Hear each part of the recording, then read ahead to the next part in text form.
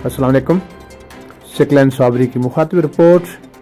Deputy commissioner ज़िला मंडी बहाउद्दीन फैसल सलीम ने अचानक डिस्ट्रिक्ट हेडक्वार्टर हॉस्पिटल मंडी बहाउद्दीन का दौरा किया, अस्पताल के मुख्तलिफ हिस्सों का मुआयना किया।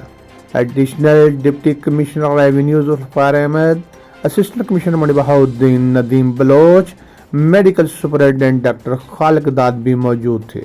अस्पताल के वार्ड्स और एमरजेंसी समेत सफाई सुथराई के इंतजाम का जायजा लिया गया, सिक्योरिटी के इंतजाम बारे दरियाफ्त किया, मरीजों के लवाहिकीन से स्टाफ रवैया बारे मालूम किया, ड्यूटी रोस्टर के बारे जायजा लिया गया। चिल्ड्रन अस्पताल के medical superintendent doctor Umar Akhtar ने बताया, चिल्ड्रन अस्पताल की बेहतरी और अस्पताल में मरीज बच्चों को इलाज मुआवजा की बेहतरीन सहूलतें मुयस्सर हैं। डिप्टी कमिश्नर फैसल सलीम ने कहा, वज़ीर आला पंजाब मरियम नवाज शरीफ की खसूसी हदायत के मुताबिक ज़िला भर के तमाम सरकारी अस्पतालों में अवाम उन्नास को सेहत की बेहतरीन बरवकत और मुफ्त भी सहूलियात फराहम करना ज़िली इंतज़ामिया की अवलीन तरजीह होगी।